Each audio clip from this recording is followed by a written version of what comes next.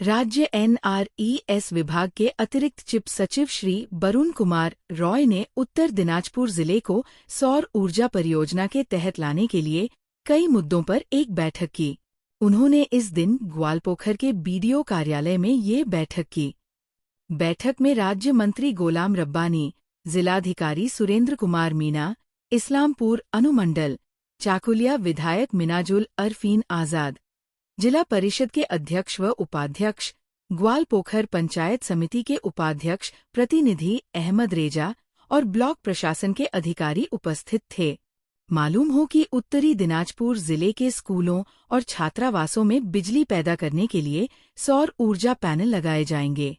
इससे काफी फायदा होने की उम्मीद है। साथ ही जिलाधिकारी सुरेंद्र कुमार मीणा ने इस दिन गोवलपोखर के गति इलाके में कॉलेज की जमीन का जायजा लिए। आज के डीएम साहब গিয়েছিলেন জায়গা দেখতে। ডিএম সাহেব চাকুলিয়াতে গিয়েছিলেন। এই দুটা বিধানসভা চাকুলিয়া গোয়ালপুকুর সবথেকে এডুকেশনালি ব্যাকওয়ার্ড ব্লক, ব্যাকওয়ার্ড বিধানসভা, যার জন্য কলেজের প্রয়োজন আছে। কলেজের জন্য ডিএম সাহেব জমি দেখছে। জমি না পাওয়া গেলে তো আর কলেজ হবে না। জমিটা যখন হয়ে যাবে তখন আমরা আমাদের মাননীয় মমতা ব্যানার্জি উনি বলেছেন কলেজের দরকার আছে, কলেজ করবেন। কিন্তু সব থেকে বড় ব্যাপার কলেজ হয়নি, কলেজের প্রশ্ন করছো। 1,80,000 কোটি টাকা যে কেন্দ্র সরকার আটকে রেখেছে, এটা কেন এখানকার সাংসদকে জিজ্ঞাসা করছো না? যে আপনি তো নতুন সাংসদ হয়েছেন, কমপক্ষে আপনি এই যে বাংলার তো আপনিও আর আমরাও বাংলার, তোমরাও বাংলার, এই টাকাটা কেন আটকে রেখেছে? এই টাকাটা দিলে তো সব সমাধান হয়ে যায়। টাকায় তো আমরা পাচ্ছি না। বাংলা আবাস যোজনা যেটা নিয়ে আমাদের মাননীয় মমতা ব্যানার্জি বলেছেন, কত হরতাল করলাম, কত লড়াই করলাম দিল্লিতে। লড়াই করার পর কি আমরা পারলাম? টাকা দিবে না। তাতে আমাদের স্টেট ওয়ান ফান্ড থেকে আমরা করছি। 11 লক্ষ আগে বাড়ি 11,36,000 ছিল, আমাদের মুখ্যমন্ত্রী মমতা ব্যানার্জি 12 লক্ষ করে দিয়েছে। এটা জিজ্ঞাসা করা উচিত। যেহেতু দুটো বিধানসভায় পাশাপাশি, কোথায় কলেজ হবে? গোয়ালপুকুরে না চাকুলিয়া না দুটোই হবে? দুটা কলেজ আমরা চেষ্টা করবো, দুই জায়গাতে।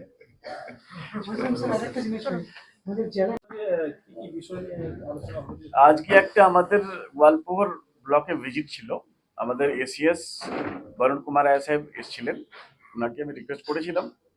আজকে আমিও কলকাতা থেকে এসেছি, কালকে অ্যাসেম্বলি যেহেতু শেষ হয়েছে, তো উনিও শিলিগুড়িতে গেছিলেন। আমি বললাম একটু আমাদের ব্লকে আসলে আমিও থাকবো, আপনিও থাকবেন। আর তারপরে ডিএম সাহেবকে আমি বলে দেবো, আর সভাধিপতি আর এসডি ম্যাডাম, আর যদি কোনো এমএলএ পাই, আমি এমএলএ সব তো ছুটি আছে, আছে, অ্যাসেম্বলি ছিল। শুধু আমাদের দপ্তরের নন কনভেনশনাল রিনিউয়েবল এনার্জি সোর্সেসের সম্বন্ধে আমাদের এখানকার লোক জানে না কি কি হয়, নাম্বার 1। নাম্বার 2, আমরা কি করতে পারি আমাদের দপ্তর থেকে। কিছু প্রপোজাল আমরা পেয়েছি ডিএম সাহেবের মাধ্যম থেকে, এমএলএ সাহেবরা দিয়েছেন। রুফটপ স্কুলের, কলেজের রুফটপ সোলার প্যানেল, তারপরে high tower, high mast solar, তারপরে স্ট্রিট লাইট সোলার, আর কিছু সাবমার্জিবল পাম্পও আমি আজকে দেখলাম গোয়ালপুকুর থেকে দিয়েছে। গোয়ালপুর, চাকুলিয়া আর ইটাহার। আর আমি ডিএম সাহেবকে এই জন্য ডেকেছিলাম কি ডিএম সাহেব কমপক্ষে উনি প্রপোজাল ওনার এন্ড থেকে আসছে, আর কি কি দরকার ওনার আমাদের জেলাতে। ডিএম সাহেব বিভিন্ন এমএলএর কাছ থেকে, পঞ্চায়েত সমিতির সভাপতির কাছ থেকে, সভাধিপতির কাছ থেকে নিয়ে আমাদের দপ্তরে পাঠাবে। আমরা আমাদের মাননীয় মমতা ব্যানার্জির অনুপ্রেরণায় আমরা এই দপ্তরে, যেহেতু দপ্তরটা আমি নতুন পেয়েছি, 3 মাস হলো, 3 মাসে আমি আগে সার্ভে করলাম। 900 স্কুল আমরা কমপ্লিট করতে পেরেছি। এবার 9,000 এই বছর টোটাল 3,000, না, টোটাল 3,000 স্কুল আমরা এবার আমাদের কমপ্লিট হবে নেক্সট বছর মার্চে। 3,000 কমপ্লিট হবে। 3,000 স্কুল যদি রুফটপ প্যানেল হয়ে যায় তো ইলেকট্রিকের বিলটা সামান্য হয়ে যেত। এই বার্ডেনটা স্কুল অথরিটির উপর পড়ে না। তারপর আজকে ডিএম সাহেব বললেন কি কিছু হস্টেল যেখানে এসসি হস্টেল আছে, যেখানে সংখ্যালঘু হস্টেল আছে, যেখানে এসটি হস্টেল আছে, ওখানে 4,000 টাকার জায়গায় বিলটা একটু বেশি আসছে। কত আসছে? 16, 18, 20,000, 15,000 भी আসছে, হ্যাঁ। 20,000 भी আসছে। তো এটা বিলটা কমানোর জন্য আমরা ওটা ধরবো সোলারের হস্টেলগুলোতে। তো আমাদের এখানে কয়টা হস্টেল আছে? মাইনরিটি স্যার 42 আছে। 42 হস্টেল আছে। 42 বিসিডব্লিউ ট্রাইবেল মিলে 16টা আছে। 16টা। এই সবকটা হস্টেলে আমরা চেষ্টা করব সোলার প্যানেল দিয়ে ইলেকট্রিসিটি দেওয়ার জন্য, সরি, আলো দেওয়ার জন্য। তারপরে ফ্যান চলবে। আর দুইটা আমরা কোল্ড স্টোরেজ ধরেছি, একটা পাঞ্জিপাড়া, একটা আপনার কালিয়াগঞ্জ। আর ডিএম সাহেবকে আমি রিকোয়েস্ট করলাম, আজকে আমাদের এসএস সাহেব এসছেন, বরুণ কুমার রায় সাহেব, সভাধিপতি পাম্পা পাল এসছেন এখানে, এসডিও ম্যাডাম, প্রিয়া ম্যাডাম আসছেন এখানে, সহকারী সভাধিপতি গোলাম রসুলও ছিলেন, আর এমএলএ সাহেব ছিলেন চাকুলিয়া, চলে গেলেন বোধহয়।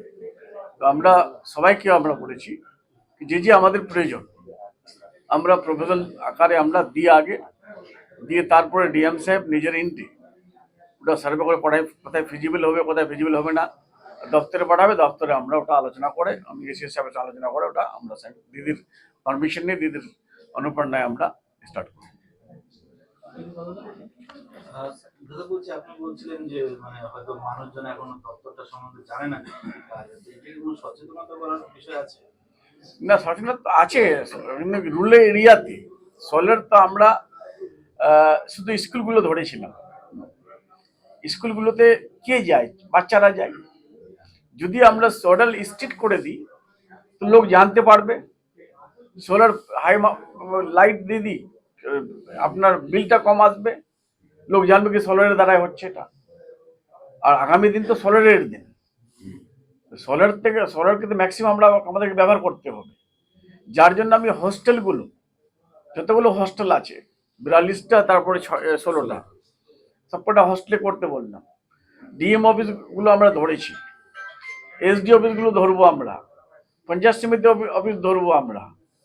আর আগামী দিনে আরো এটা আমরা এগিয়ে নিয়ে যাব। আমাদের মুখ্যমন্ত্রী মমতা ব্যানার্জির একটাই উদ্দেশ্য আছে কি আমাদের লোকের বেশি বার্ডেন পড়ে না, হালকা মনে পড়ে। দাদা বলছিলাম যে পঞ্চায়েত থেকে কয়েক বছর আগে বিভিন্ন জায়গায় মানে সোলার লাইট দেওয়া হয়েছিল বিভিন্ন গ্রামে, কিন্তু দেখা যাচ্ছে যে হয়তো 5 মাস 6 মাস পরে সেগুলো আর ঠিক থাকছে না। पंचायत থেকে হ্যাঁ, পঞ্চায়েত पानीपत पंचायत में है इस तरीके से पंचायत আমার জানা নাই। বিকল হয়ে যাচ্ছে, মানে বেশি দেখুন, কোনো জিনিসই যদি দেখাশোনা না হয়, তার রক্ষণাবেক্ষণ না হয়, সে তো চলতে পারে না। এগুলো তো মেশিনে যদি পরিষ্কার না হয়, তার যদি সার্ভিসিং না হয়, তো সেগুলো তো খারাপ হয়ে যাবেই। তো যারা লাগাচ্ছেন তাদের সজাগ থাকা উচিত যে এটাকে মেনটেন করতে হবে। সরকার কত জিনিস লাগিয়ে দিয়ে যায়, অথচ তার রক্ষণাবেক্ষণ হয় না বলে সেটা অকেজো হয়ে যায়। তো এটা তো সোসাইটির জন্য দেওয়া হচ্ছে, এটা তো মানুষের জন্য দেওয়া হচ্ছে। মানুষকেও সচেতন হয়ে এগিয়ে আসতে হবে যে সেই জিনিসটাকে আমি মেনটেন করবো, তাহলেই এটা হবে। আপনি সচেতনতার কথা একটা বললেন, অবশ্যই সচেতনতার প্রয়োজন এই জন্যে যে আমরা এই কাজটা কেন করছি, আমাদের রিনিউয়েবল এনার্জির কথা কেন ভাবতে হচ্ছে এই জন্যে, কেননা পরিবেশের কথা, পৃথিবীর কথা আমাদের ভাবতে হবে। এটা একটা বিরাট বড় একটা আকার আছে, সেটা হচ্ছে যে আজকে যেটা পুরো পৃথিবীতেই দেখা যাচ্ছে যে উষ্ণতা বাড়ছে বা গ্রিন হাউস গ্যাসের জন্য টেম্পারেচার বেড়ে চলেছে।